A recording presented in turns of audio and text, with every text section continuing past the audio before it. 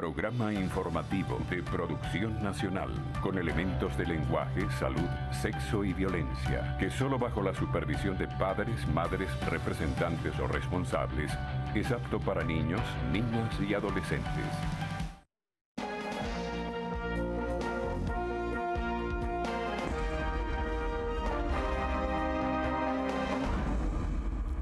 Amigos televidentes, muy buenos días. Bienvenidos al programa Diálogo Con. Seguramente usted estaba esperando la presencia del licenciado Carlos Croes, quien es nuestro vicepresidente de Información y Opinión, pero compromisos que tiene el día de hoy no le permiten estar acompañándolos como todos los domingos acá al frente de Diálogo Con. Tengo yo la responsabilidad de estar con ustedes a lo largo de esta hora de programa y ya con uno de sus invitados, el profesor Ronald Balsa, decano de la Facultad de Ciencias Económicas y Sociales de la Universidad Católica Andrés Bello, y también, egresado de la Universidad Central de Venezuela, nuestra alma mater. Bienvenido, profesor. Muchísimas gracias por la invitación.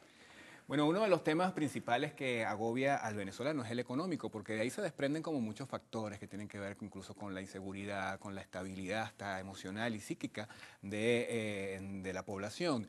¿Cuál es el diagnóstico que usted puede hacer de la situación económica en nuestro país ya a escasos meses para llegar diciembre, que es ya la finalización del año 2017? Bueno, nuestra situación económica es terrible y podemos decir que este estado lamentable de situación se fue generando en los años de la abundancia petrolera. Por eso es muy bueno tener en cuenta que aquellos años de controles de cambio, controles de precio, expropiaciones, dependencia de las importaciones, creación de programas sociales a los que no se les hacía ningún tipo de auditoría y de seguimiento, nos dieron la impresión durante aquellos años de boom petrolero de una economía pujante y prometedora. Pero en el momento en el que los precios del petróleo cayeron y que ya se hacía evidente que era imposible sostener un sistema que además había recurrido al endeudamiento externo, pues estos controles nos mostraron que la capacidad de producción en el país mermó, que la dependencia en las importaciones llegaba al punto de que los alimentos y las medicinas no los íbamos a poder encontrar si no teníamos cómo pagarlo, y que el hecho de tener que pagar deudas al mismo tiempo que caían los precios del petróleo nos iban a impedir hacer importaciones. Así que la situación en la que estamos hoy, que es una situación terrible, en la que hay elevados grados de desnutrición infantil, se ha deteriorado terriblemente el sistema de salud, hemos perdido profesionales que se han ido del país. Ha sido una consecuencia de un pésimo manejo de la política económica que va a ser además difícil revertir en el corto plazo si las cosas se siguen manejando como hasta ahora. Herencia de la Cuarta República. La Cuarta República terminó, según las cuentas del gobierno, hace 18 años. O sea, y en esos 18 años el boom petrolero fue muy, pero muy fuerte. Nos dio grandes oportunidades de construir grandes cosas. Así que yo creo que la responsabilidad de la cuarta ya se ha diluido con la de la quinta. Ahora, hemos visto en diversas ocasiones a distintos ministros de Economía anunciar nuevos planes para justamente apuntalar lo que es la producción nacional o corregir esas distorsiones que pueden haber en el sistema económico venezolano, pero pareciera que no resultan. ¿Qué es lo que impide que esos planes económicos lleven a buen término el puerto, el barco de la economía a ese puerto? Es que nunca han sido nuevos planes desde el año 2003. O sea, desde el 2003 el sistema se ha basado en control de cambio y control de precios. A partir del 2007 se incorporaron algunos elementos que pueden parecer nuevos, pero ya estaban presentes desde el año 2002, que son amenazas, y en este caso llevadas a efecto de expropiaciones. En aquel momento se expropió la CanTV, Sidor, Cementeras, y a medida que el tiempo fue pasando, pues la seguridad jurídica se hizo menor. Con la propuesta de reforma constitucional del año 2007 se abrió el espacio para un conjunto de leyes que han sido aprobadas bajo el marco del socialismo, que no estaban dentro de esa constitución aprobada en el 99. En este momento lo que tenemos es más de lo mismo en el peor de los momentos. O sea, si examinamos qué se ha hecho con el DICOM, pues el DICOM es una reedición de todo lo que tenemos desde los tiempos de Cadivi hasta acá. Si examinamos la seguridad jurídica, estamos en tiempos de Asamblea Nacional Constituyente, es decir, todo marco preexistente es desconocido por el gobierno cuando nos dice que va a presentar una nueva constitución en un plazo indeterminado. Y toda aquella presión sobre las empresas que tiene tantos años ocurriendo, pues no ha mermado en ningún momento. Así que todo nuevo anuncio nos ha llevado siempre al mismo lugar. Ahora, ¿por qué insistir en planes que, según lo que usted señala, no han dado los resultados necesarios? Bueno, yo pienso que hay una visión de partida en mucho de esto que tenía que ver con el papel del Estado, o sea, el papel del Estado como defensor de los pobres, ¿no? Eso fue parte del discurso que se dio inicialmente en los años de la abundancia petrolera y cuando era posible redistribuir el ingreso petrolero sin mucha rendición de cuentas, pues parecía que ese discurso tomaba un buen respaldo, ¿no?, por parte de la población. Lamentablemente, a medida que esos ingresos fueron cayendo, se hizo muy evidente, pero no para todos, que la destrucción del aparato productivo y la dependencia se había hecho todavía mayor. Yo creo que el gobierno quedó entrampado en un discurso que no ha tenido pues, la intención de revertir. Y en este momento hay grupos de interés que se han creado en torno a los programas existentes que los hacen perdurables. Bueno, vamos a hacer la primera pausa acá en el programa de Diálogo con. Al regreso vamos a abordar el tema de la Asamblea Nacional Constituyente, porque el segundo objetivo que anunció el presidente de la República cuando dio a conocer esta convocatoria, Asamblea Nacional Constituyente, era justamente el de ampliar y perfeccionar el sistema económico venezolano. Ya venimos con más de este tema.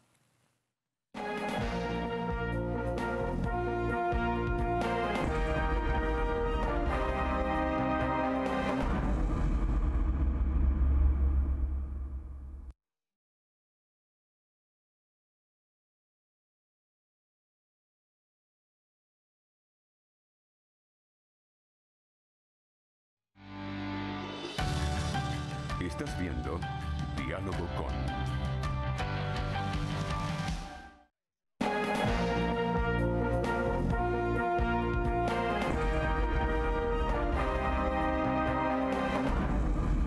Bueno, seguimos conversando con el profesor Ronald Balsa, decano de la Facultad de Ciencias Económicas y Sociales de la Universidad Católica Andrés Bello.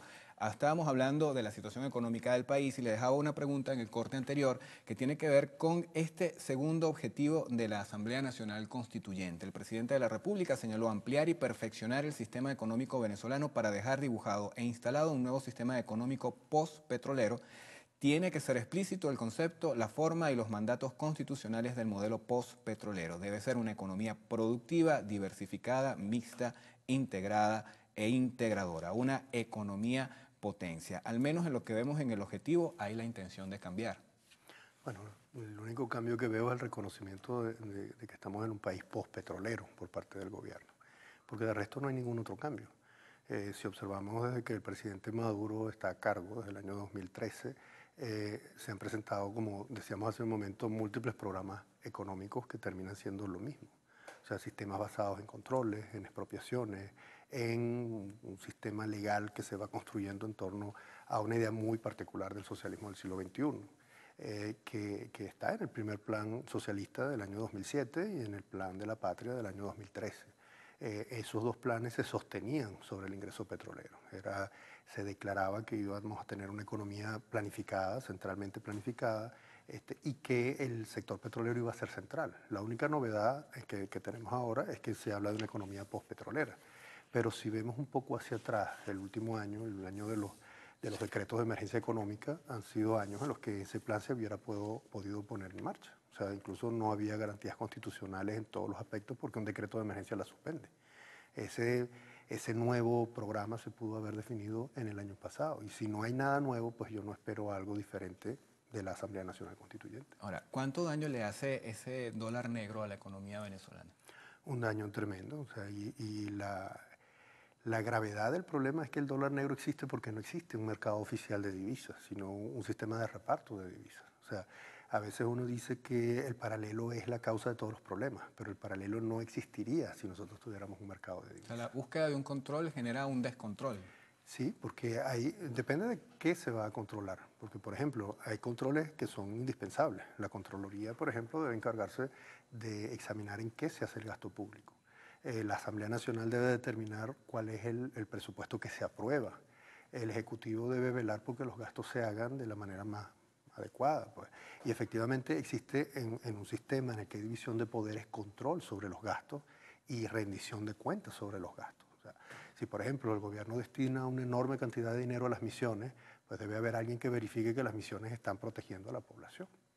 Eso implica control, Pero cuando se trata de establecer un control de cambio, por ejemplo, y se fija un dólar a 10 bolívares, en una situación como la que nosotros vivimos, que no sabemos a quién se le entrega porque no hay control sobre eso, y hay un sistema de divisas al que no todo el mundo tiene acceso, pues surgen los mercados negros. Y en esos mercados negros, lamentablemente la falta de información termina convirtiendo a una página en un marcador. Y ese marcador no es el que le hace daño a la economía, es la existencia de ese marcador como consecuencia de la inexistencia de un mercado lo que nos causa ese problema.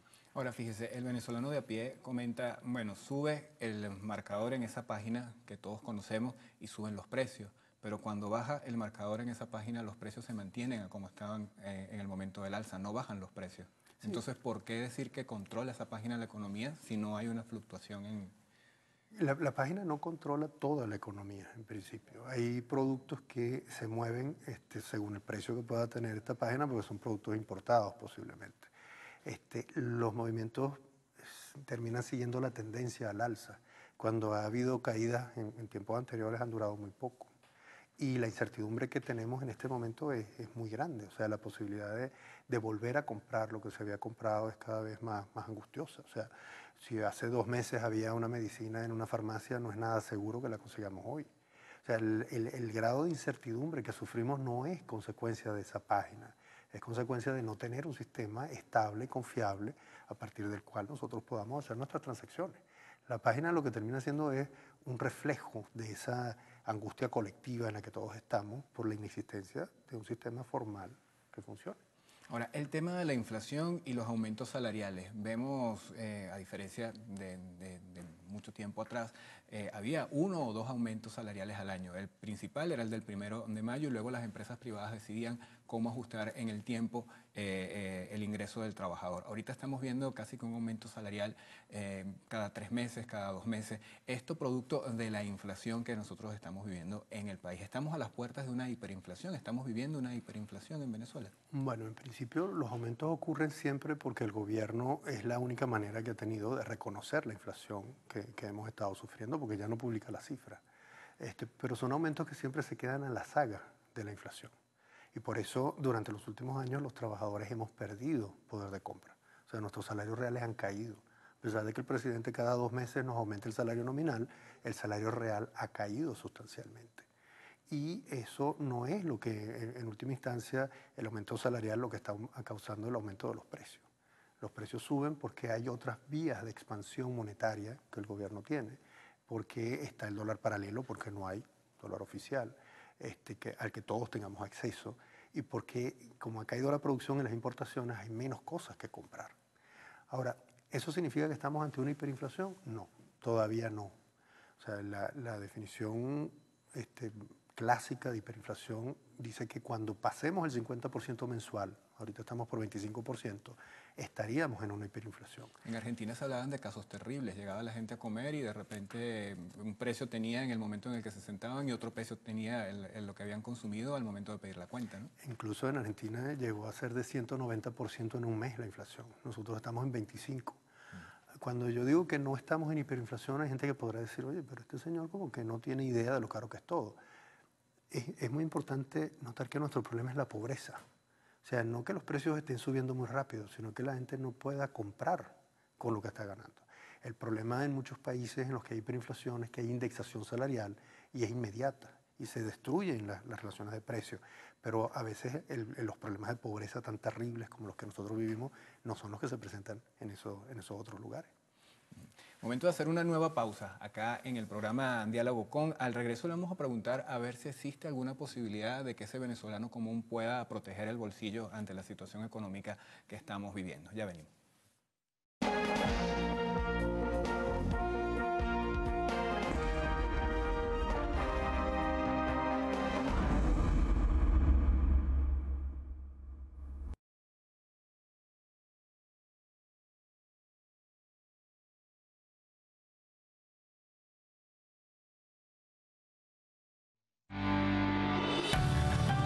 Estás viendo Diálogo Con.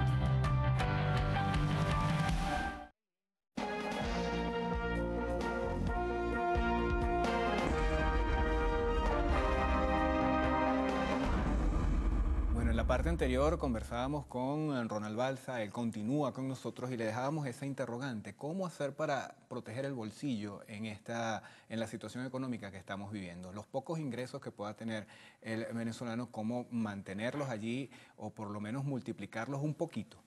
Bueno, en principio yo creo que hemos pasado ya por situaciones tan terribles que muchos venezolanos que podían encontrar la manera de hacerlo lo han hecho, ¿no? Lamentablemente en algunos casos es saliendo del sistema formal de trabajo, porque cada vez que se hace el cálculo de lo que se gana con el salario mínimo, pues muchos notaremos que es imposible mantener a una familia con él. Buscar vías fuera del mercado oficial, del mercado formal, perdón, puede haber sido alguna alternativa en algunos casos, ¿no? Eso es lo que popularmente se conoce como el rebusque. Exactamente. Habrá otros que, gracias a su formación, habrán buscado cómo vender cosas fuera del país, o sea, de pronto servicios, y eso les permita ganar en otras monedas, ¿no? Pero hay grupos tremendamente vulnerables que no han tenido la posibilidad de protegerse. Grupos con familias en situaciones de vulnerabilidad, porque allí siempre es muy importante pensar que una persona que tiene niños, que tiene que de alguna manera sostenerlos y no puede hacerlo, recurre a la mendicidad. O personas mayores que tienen que adquirir medicina y no pueden trabajar, no se pueden defender de situaciones como estas. Y por eso es que la tragedia nuestra es tan terrible. O sea, son muchas veces situaciones que no conocemos, en las que los niños pasan a desnutrición, los mayores no consiguen sus medicinas y las personas en edad de trabajar pierden capacidades, a veces por estar en cola, en un rebusque que no les permite desarrollar capacidades que de otra manera tendrían. Ahora, ahí entra a jugar un papel importante en lo que serían los programas sociales del gobierno, las llamadas misiones, ¿no? Sí, pero es que las misiones han sido justamente una de esas promesas tristemente no cumplidas. O sea, un sistema social no es un sistema de reparto de recursos cuando hay dinero, que fue en lo que se convirtieron las misiones. Incluso, si recordamos, Pedeval dejó perder toneladas de comida en tiempos en los que no había hambre. O sea, un sistema que solamente funciona cuando hay dinero es como el aire acondicionado de un carro que funciona cuando hace frío. Eso no sirve. O sea, nosotros necesitábamos un sistema que protegiera a la población en términos de debilidad y eso no lo tenemos en este momento. Ahora, ¿qué tendría que hacer el gobierno para empezar a mejorar la situación económica? Hay cosas muy elementales, por ejemplo, publicar las cifras. O sea, lamentablemente hemos llegado al punto de que el Banco Central y el Instituto Nacional de Estadística no publican cifras. Y todos sabemos que todo está mal, pero el gobierno no nos permite hacer las evaluaciones que podíamos hacer hace apenas 2 años. Hay unas cifras que publica la Asamblea Nacional con relación al tema de la inflación. Sí, afortunadamente hay unos trabajos que adelanta la Asamblea Nacional, pero esa no es su competencia, es la competencia del Banco Central de Venezuela. Incluso el Banco Central debe tener recursos para hacer un estudio todavía más detallado a nivel nacional y para publicar las cifras por tipos de bienes y por áreas de actividad económica, y eso no lo tenemos disponible. Además, la inflación es un indicador apenas. Necesitamos también Producto Interno Bruto, balanza de pago, todo lo que, en el caso de las cifras del INE, necesitamos alimentación, nutrición, educación. Necesitamos demasiado para tener una idea de dónde está fallando todo. Lo segundo es reconocer que un sistema de planificación centralizada no sirve, que lo que necesitamos es un sistema regulatorio adecuado que genere los incentivos para que haya actividades productivas que no solamente provengan de los gobiernos y que deben estimular la innovación para que nuestro país pueda insertarse en todas aquellas redes que puedan existir en el mundo y que nos permiten no depender solo del petróleo, sino también producir conocimiento, producir productos interesantes para otros países y conectarnos de alguna manera con condiciones que nos saquen de esta pobreza horrible en la que estamos viviendo. Ahora, tomando en cuenta esas dos variables que usted señala, ¿en cuánto tiempo se podría sentir una recuperación económica? Yo pienso que en el momento en el que es confiable, que hay un rumbo que reconoce la necesidad de la interacción de todos y que no proviene de una imposición arbitraria como la de este gobierno, ya hay una mejoría. A veces se pone como referencia volver a ser lo que fuimos, pero si en el año 2012, por ejemplo, muchos podían viajar porque Cadivi entregaba los dólares prácticamente a un costo que todo el mundo podía pagar, lo hacía en unas condiciones que no deberíamos repetir. O sea, nosotros no deberíamos vivir en un país en donde el gobierno reparte de los dólares como le dé la gana. Nosotros deberíamos mejorar en el sentido de que aquí haya oportunidades para producir, para innovar, para imaginar y no solamente para gastar. Por tanto, no es volver a lo que fuimos, sino empezar a hacer algo distinto. Y ya lo seríamos si pudiéramos confiar en que a pesar de la pobreza y de las dificultades vamos en una dirección diferente. Ahora, las últimas acciones del gobierno han tenido una respuesta por parte también de gobiernos de otros países con posibles sanciones económicas, se han anunciado la posibilidad de las mismas, pero también el gobierno venezolano ha recibido un respaldo de economías que también son fuertes, como es la China, incluso la misma rusa. ¿Se pudiera estar ahí apuntalando el gobierno venezolano para sobrellevar lo que pudiera venir en caso de que Estados Unidos decida hacer un pliego de sanciones más amplios hacia el área económica? Bueno, que Estados Unidos no nos compre petróleo nos causaría un problema muy grave. Porque si ya no tenemos suficientes dólares para importar alimentos y medicina y el gobierno decide discrecionalmente a qué los destina, si hay menos dólares, pues menos medicina y alimentos vamos a tener. Por otro lado, la prioridad del gobierno puede ser sostenerse en el poder y en ese caso sus relaciones con China y Rusia podrían llevarlo a negociar los activos que nos quedan, que son los recursos naturales que hay en el arco minero y que hay en la faja petrolífera. Y si el gobierno negocia esos recursos en condiciones que no sean transparentes, pues tendremos deterioro en el ambiente, perderemos recursos que son necesarios no solo para esta generación, sino para las que vienen.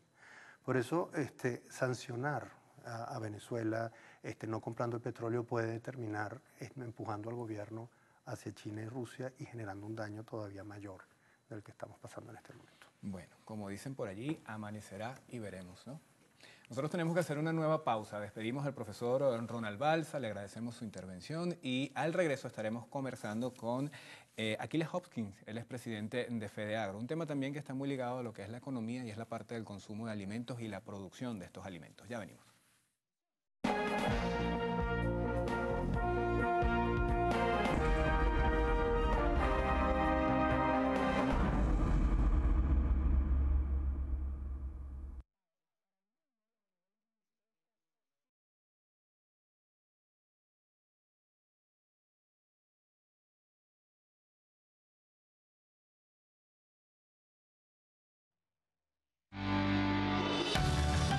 Estás viendo Diálogo con.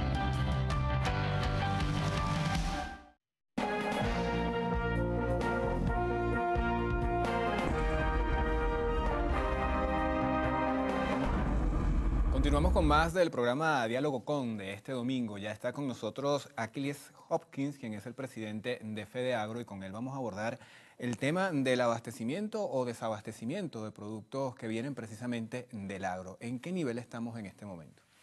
Gracias por la invitación, buenos días. Mira, hemos dicho, el primer problema que confrontamos los venezolanos hoy en día es la terrible crisis de escasez y desabastecimiento de alimentos que estamos enfrentando. ¿Cuál es la razón de esta crisis de escasez y desabastecimiento? La caída sostenida de la producción nacional en los últimos 10 años. El sector productor venezolano abastecía el 70% del consumo nacional de alimentos hace aproximadamente 10 años. En este momento, en el mejor de los casos, estamos abasteciendo el 30% del consumo nacional. Rubros emblemáticos en Venezuela, donde exportábamos, tradición exportadora de 200 años en café, 1895, tercer exportador mundial del rubro, 24 años de tradición exportadora de arroz a la hermana República de Colombia. Hoy en día no abastecemos ni siquiera el consumo nacional. El maíz blanco de la arepa del venezolano, 100% abastecimiento con producción nacional en el pasado, hoy en día solamente abastecemos 25% del consumo nacional. Y así sucesivamente. ¿Cuál es la razón de esta caída sostenida de la producción nacional? Que las políticas agrícolas no han estado orientadas a impulsar la producción nacional de alimentos. Aquí lamentablemente se le ha dado prioridad a lo importado por encima de lo hecho en Venezuela. Y hoy en día, cuando por razones por todas conocidas cayó el acceso de divisas a la nación, cuando ya no tenemos la misma cantidad de divisas que teníamos en el pasado, entonces llegamos a la verdad. Venezuela produce muy poco y no tenemos cómo abastecer el consumo. Las enormes colas, los enormes sufrimientos que tienen las familias venezolanas para conseguir sus alimentos es producto de esta caída sostenida, de la caída de la producción. Ahora, eso que usted señala contradice lo que serían los principios de la seguridad alimentaria que tendría que promover todo Estado, todo gobierno, que es en todo caso ir apuntalando lo que es la producción nacional y llenar esos pequeños vacíos con las importaciones. ¿Por qué se dio este cambio?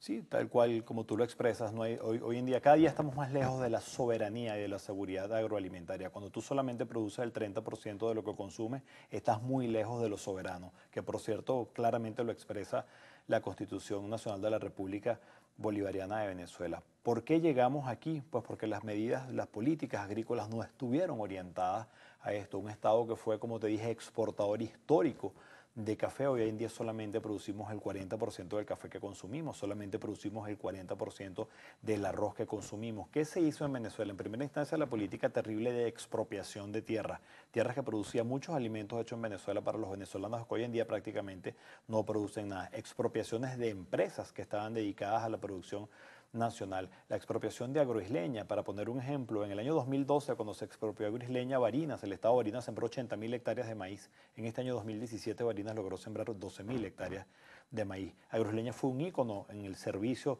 al productor. Aquí el Estado venezolano ha ido monopolizando y ha sacado del juego al sector privado, por lo menos en lo que se refiere a la distribución de agroquímicos, semillas y fertilizantes. Hoy en día el monopolio de esto lo tiene Agropatria. El sector privado quedó al margen, no existe transferencia de tecnología. Hace 3 años que al país no ingresa de manera formal repuestos para maquinaria Ahora, agrícola. Agropatria no está entregando entonces lo que tendrían que, como lo hacía antes Agroisleña, no les están entregando al productor privado las semillas, los fertilizantes.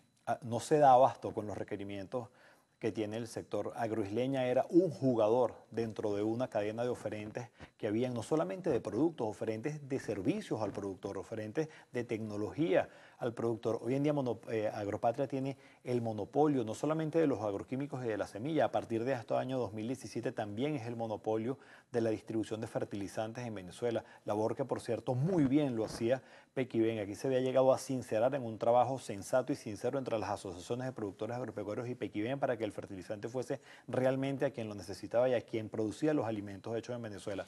Hoy en día esto no está sucediendo y Agropatria no se da abasto para atender el sector. Las asociaciones de productores que hacemos vida en Fedeagro, que producimos el 80% de los cereales que se consumen en Venezuela, solamente pudimos comprar el 30% de los insumos que requeríamos para abastecer el plan de siembra que teníamos para este año. ¿Y a quién se le está dando la prioridad con el resto?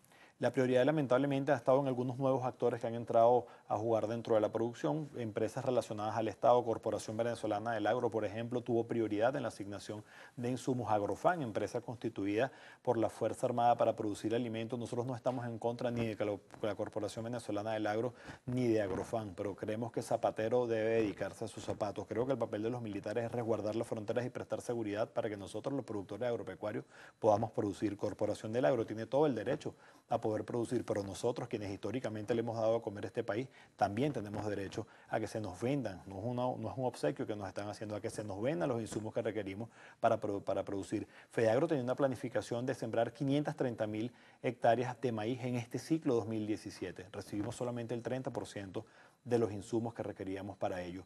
No hay 300.000 hectáreas de maíz sembradas en el país. El año pasado, donde ya tuvimos una terrible crisis, se lograron sembrar 451.000 hectáreas en Venezuela, en el caso específico del maíz. Entonces, ¿cuál va a ser el abastecimiento del maíz para la arepa del venezolano de cara al año 2018? Si en el pasado año ya abastecimos solo el 25% del consumo nacional, solo 1 de cada 4 arepas fue hecha en Venezuela. Las otras 3 el venezolano se las comió si el gobierno lo logró importar. Si no lo importó, no las comió. ¿Qué futuro tenemos para 2018? ¿Qué futuro tenemos para 2018 cuando en Venezuela la caña de azúcar solamente logró abastecer en el 2017 el 21% del consumo y los productores de caña de azúcar solamente pudieron comprar el 1% del fertilizante que necesitaban? ¿Qué futuro tenemos para 2018 cuando los productores de café solamente pudieron comprar el 1% del fertilizante que requerían y hoy en día solamente abastecemos el 40%? En el caso del arroz solamente se pudo sembrar en este ciclo de invierno el 50% de la superficie que estaba estimada. Los productores de hortalizas de los Andes venezolanos solamente pudieron sembrar el 25% de la superficie que veníamos sembrando porque hace un año que no se les vende semilla y hace 6 meses que no se les vende fertilizante. La situación es terrible y si no se entienda que el camino es recuperar la producción nacional, que hay que respetar la propiedad privada, que hay que dar seguridad al campo, seguridad jurídica y seguridad personal, que la Fuerza Armada debe ocuparse de prestarnos seguridad para que nosotros podamos producir, hasta que no se entienda que cada quien debe jugar su rol y que el papel del Estado no es producir. es gestar las reglas y la política para que el sector avance y para que nosotros, los productores, podamos producir los alimentos hechos en Venezuela para todos los venezolanos. Ahora, toda esa cantidad de cifras se traduce en desabastecimiento de productos en los anaqueles y también en altos precios. La gente, uno lo escucha decir, bueno, acá en Venezuela uno lanzaba una semilla de mandarina, de una fruta que se estaba comiendo y ahí salía una mata. Y resulta que ahora no tenemos esos productos y cuando se consiguen los productos son unos precios exorbitantes. Hablábamos, por ejemplo, del precio del kilo de arroz, casi en 18.000 bolívares. El precio de las caraotas también es sumamente costoso. Esto todo tiene que ver con lo mismo, obviamente. Sí, por supuesto que sí. Aquí se han regulado los precios con el mensaje, con el falso mensaje de que es para que el pueblo coma más barato. El pueblo va a comer más barato cuando logremos recuperar la producción. El pueblo va a comer más barato cuando en cualquier bodega, en cualquier automercado o en cualquier supermercado consiga el alimento que busca. Mientras el alimento sea escaso y haya que hacer cola, viene la especulación, viene el bachaqueo y viene el sobreprecio. ¿Sabes qué es lo más triste de esto? Que ese arroz que tú refieres, que se consigue en 18.000 bolívares y hasta en más el kilo, ese arroz le fue cancelado a los productores de los proyectos sociales en Calabozo, Estado Guárico, a 70 bolívares. Eso es lo triste. Las estructuras de costo que nosotros presentamos al Ejecutivo Nacional, donde le dijimos al Ejecutivo, vamos a generar rentabilidad al productor agropecuario que tiene todo el derecho, aparte constitucional, de tener rentabilidad por su actividad y de esta manera incaminemos la recuperación de la producción nacional, y el Estado venezolano nos dijo no, el precio es este, porque ese fue el que a ellos les pareció. Caso específico del maíz, planteamos un precio de 200 bolívares el kilo de maíz, de 260 bolívares el kilo de maíz, perdón, para que con eso se le pudiera vender al venezolano la harina de maíz precocida a 770 bolívares. Estrategia consolidada, industria y productores. El Estado nos dijo no, 200 bolívares el maíz y 490 bolívares la harina. ¿Cuántos venezolanos consiguen harina de 490 bolívares? Porque hasta en 12.000 bolívares la hemos visto revendida en el interior, en los estados rurales. ¿Hay algún interés político detrás de esas decisiones? No, lo que sí comprendo perfectamente es que hay un desconocimiento total y que es el capricho ideológico el que está reinando para que se tomen las decisiones en materia de política agrícola, y así le estamos haciendo un flaco favor a la nación porque cada día producimos menos, cada día hay más escasez, más desabastecimiento, y cuando hay escasez y desabastecimiento hay especulación, hay bachequeo, vienen las colas y viene el sufrimiento para la población. Y vienen todos esos precios altísimos, además, que no soportan un presupuesto familiar. Absolutamente. La vacuna contra ello es la recuperación de la producción nacional. Bueno, de eso vamos a hablar al regreso, porque además también está la figura de la Asamblea Nacional Constituyente que se ha instaurado en nuestro país, se ha instalado en nuestro país como lo que vendría a ser esa posible solución a todos los problemas que estamos atravesando desde el punto de vista político y también económico. Vamos a ver si al regreso usted me cuenta si cree que allí puede haber alguna ventana a las soluciones de los problemas. Ya venimos.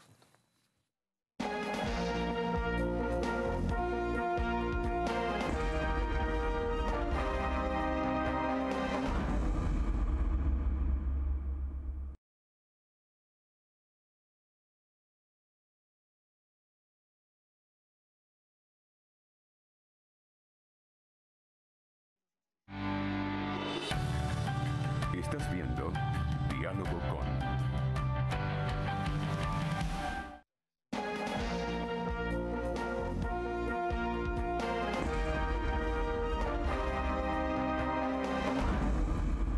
Bueno, continuamos con Aquiles Hopkins, presidente de FEDEAGRO. En el corte anterior usted hacía un análisis de la situación del campo en nuestro país, un análisis bastante, podríamos decir, oscuro, por decirlo de alguna manera, con pocas soluciones o quizás con una solución que usted señalaba que era el fortalecimiento de la producción nacional. ¿Cómo se puede llegar a eso?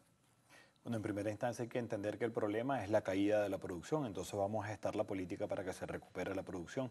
En primera instancia tenemos que devolver al sector privado el espacio que en algún momento ocupó en la prestación de servicios, en la transferencia de tecnología a los productores. El monopolio en cabeza de quien esté es nocivo para cualquier sector de la economía. En este caso es Agropatria la que tiene el monopolio absoluto de la distribución de semillas, agroquímicos y fertilizantes. Que Agropatria sea un actor más, que haya una sana competencia por prestar servicios, que haya una sana competencia en precio por atender realmente la producción nacional. El caso que te refería de los repuestos, hace 3 años que el Estado no asigna divisas para que vengan repuestos para maquinaria agrícola al país. Deberían entrar 5.000 tractores al año a Venezuela para atender las necesidades de producción nacional de alimentos, y en los últimos 10 años sumados no han entrado esos 5.000 tractores. Tenemos un parque de maquinarias obsoleto que ya cumplió su vida útil, 85% del parque de maquinaria está en esta situación y aparte no llegan los repuestos.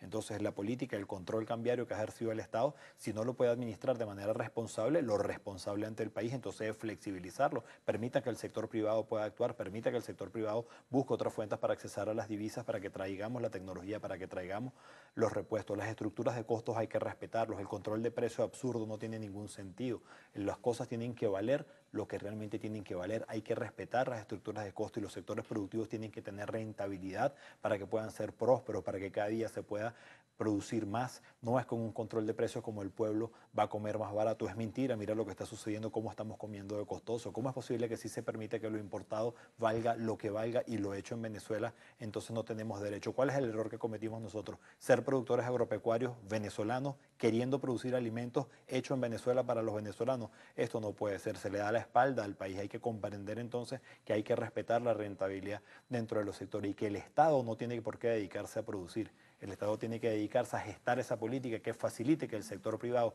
pueda producir, como era en el pasado, los alimentos que los venezolanos necesitamos. Ahora, el gobierno en varias ocasiones ha hecho llamados al sector privado a incorporarse en los planes que ellos adelantan y señalan que algunos de ellos son responsables por la llamada guerra económica. ¿Usted se siente parte de esa guerra económica? Nosotros hemos sido un sector que ha estado sentado con el gobierno nacional a lo largo de este y del anterior gobierno, mostrando la problemática, proponiendo las soluciones y proponiendo nuestra participación en las soluciones. Lo que pasa es que las decisiones que últimamente se han tomado en materia de política agrícola han estado totalmente divorciadas de la realidad.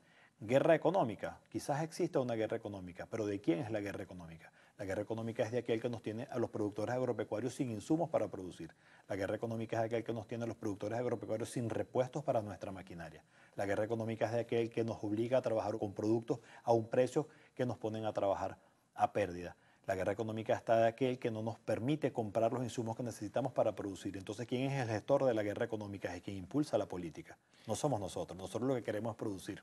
¿Qué hace ese productor que está justamente produciendo a pérdida para seguir, entonces, digamos, de alguna forma empeñado en seguir con su siembra, bien sea de papa, de tomate, de arroz? Es que ese es el problema, que cada vez sigue menos. Sigue porque apuesta a Venezuela, porque apuesta a lo hecho en Venezuela, pero cada día puede producir menos. Cada día la superficie se reduce, cada día es menos productivo, cada día tiene menos herramientas como hacer frente a un nuevo ciclo. No hay capacidad de respuesta. Y por eso pongo ejemplos puntuales. En el maíz de la arepa, 100% producción nacional, hoy en día solo 25% de producción nacional. En el arroz, 100% de producción nacional y exportábamos, hoy solo 40% de producción nacional. En el azúcar, 70% de producción nacional en el pasado, hoy solo 21% de producción nacional. Exportadores de café, hoy netos importadores de café. Aquí nos han traído estos errores de política y si no lo comprendemos que las cosas se han hecho mal, no vamos a poder salir del problema. Nuestra propuesta, la de siempre, una gran alianza, sector público y sector privado, por la recuperación de la producción nacional, donde el Estado se ocupe de su papel, de gestar la política que facilite la recuperación de la producción, de gestar las condiciones para que nosotros los productores agropecuarios hagamos lo que sabemos hacer, producir alimentos hechos en Venezuela para todos los venezolanos, con sinceridad y con sensatez. En esta posible alianza, ¿ustedes se reunirían con la Asamblea Nacional Constituyente? Hemos dicho que la Asamblea Nacional Constituyente partió mal porque el poder originario lo tenía el pueblo para convocarla. El presidente pudo haberla propuesto, pero tenía que haberla convocado el pueblo de Venezuela. No es la solución a absolutamente ningún problema la Asamblea Nacional Constituyente. Si hablamos de seguridad y soberanía agroalimentaria, eso lo expresa la Constitución vigente de la República Bolivariana de Venezuela. Si hacemos caso a la Constitución vigente y a las leyes vigentes, vamos a caminar en buen sentido y vamos a recuperar la producción nacional. El problema no es de leyes, el problema no es de una constitución, el problema es que los actores que definen la política están tomando el camino errado y no están apuntalando la gestión de la recuperación de la producción nacional. Se ha priorizado lo importado por encima de lo hecho en Venezuela. Ese es realmente el problema y esto no lo va a solucionar la constituyente. Pero dentro de ese grupo de constituyentistas hay, valga la redundancia, un grupo de empresarios que sí estarían dispuestos a trabajar con el gobierno. Pudieran haber allí incluso hasta productores. Nosotros hemos trabajado de la mano del gobierno. Siempre hemos estado proponiendo al gobierno nacional qué es lo que hay que hacer. Fuimos parte de la Comisión Presidencial Agrícola, fuimos parte del Consejo Nacional de economía productiva. Nos hemos sentado con ministros, vicepresidentes, con el presidente, con todo el gabinete económico, con los diputados de la anterior Asamblea Nacional y de esta Asamblea Nacional. Nuestra apuesta es por Venezuela y por la producción nacional. Pero si no se escucha a los sectores productivos, si las decisiones que se toman están divorciadas de la realidad de un país, entonces no se solucionan los problemas. Y lo que está a la vista no necesita anteojos. Tenemos 10 años de caída sostenida de la producción nacional y hoy en día los venezolanos sufrimos para conseguir nuestros alimentos. Ahora, siendo tan claro el panorama, ¿qué hace que el gobierno no lo vea de esa manera?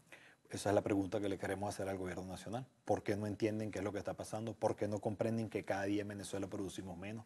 ¿Por qué no comprenden que el camino no es la expropiación, que el camino no es el monopolio en cabeza del Estado, que el camino no es el centralismo, no son los controles de precios que nos ponen a trabajar a pérdida, no es priorizar a los programas públicos por encima de los privados, es que todos tengamos acceso, es que todos tengamos oportunidades, es que el sector privado juegue el rol y el papel que tiene que jugar y el que jugaba en el pasado, y el Estado que se ocupe a gestar la política para que todos los sectores podamos trabajar de manera armónica. Cuando eso se comprenda y el Estado se ocupe de lo que se debe ocupar y los sectores productivos nos ocupemos de lo que nos debemos ocupar, en ese momento se iniciará el tránsito del camino de la recuperación de la producción nacional. Bien, pareciera una situación que se avisora como muy complicada. ¿Y cuáles serían las perspectivas que usted tiene con relación a lo que resta de año? Ya usted avisoraba algo al principio, pero de manera puntual, pudiéramos hablar entonces de que sí va a haber una mayor crisis de desabastecimiento, de falta de estos productos agropecuarios. Mira, podemos decir que si solamente se sembró el 25% de las hortalizas, va a caer la producción de hortalizas. Si la siembra de papa de 28.000 hectáreas que se sembraban, solamente se sembraban 3.000, va a caer la producción de papa. Si en el caso del maíz venimos de sembrar 450.000 hectáreas y con ello solo abastecer 30% del consumo y ahora tenemos 300.000 hectáreas sembradas, entonces pareciera que va a caer la producción de maíz. Lo mismo sucede con el arroz, lo mismo va a suceder con el café y lo mismo va a suceder con la caña de azúcar. ¿Cuál es el panorama? Mayor caída de la producción nacional.